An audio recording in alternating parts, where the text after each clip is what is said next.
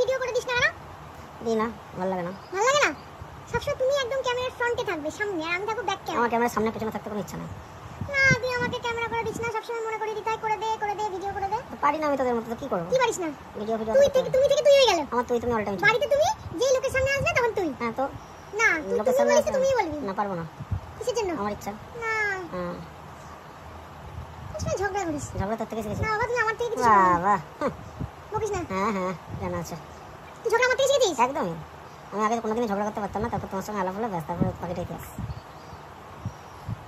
তুই all time video দেখিস কেন রে? আমার সাথে একটু ভিডিও করিস না, শুধু ফোনে রিলস। হ্যাঁ তো বলবি রিলস। আরে আমাকে তো রিলস বানিয়ে দাও। না, রিলস বানাতে পারছি না। কি করছিস এটা আমি এখন? ভিডিও করছি। তো আমাকে একটা ভিডিও বানিয়ে দিস, আমি শুধু নিজে ভিডিও বানাই। ভালো তো, কেন? নিজে ভিডিও বানানোই ভালো, কারোর জন্য না তোমাকে আমার সবচেয়ে পাশে থাকতে হবে, আর সামনে ক্যামেরা নিয়ে ঘুরতে হবে। হ্যাঁ, আমার তো কাজ নেই, খেলে ক্যামেরা নিয়ে ঘুরতে হবে। সারাদিন দেখবি ভিডিও, স্ক্রল করেই যাচ্ছে। মোটেও না। তোমরা বলো তো আমাকে ভিডিও করে দিতে? না বলবে, তোমরা কমেন্ট করে জানিও আমাকে ভিডিও করে দেয় না। কেউ কিছু বলে না।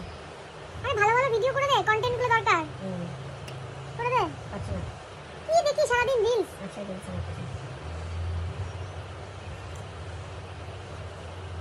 কিছু ভিডিও করে দেয় না, অল টাইম আমি ভিডিও করে দিস না একটু। দেখা যাবে না? ভিডিও করে দিবি। ঠিক আছে, একটু অফ ক্যামেরা একটু ওষুধ দিয়ে নি, বুঝেছো?